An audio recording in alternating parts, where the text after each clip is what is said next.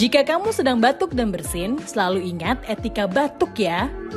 Ingat, gunakan tisu untuk menutup hidung dan mulut saat batuk atau bersin.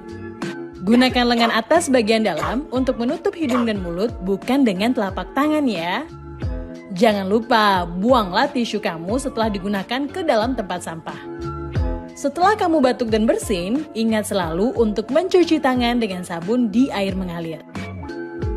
Selalu gunakan masker dimanapun dan kapanpun ya.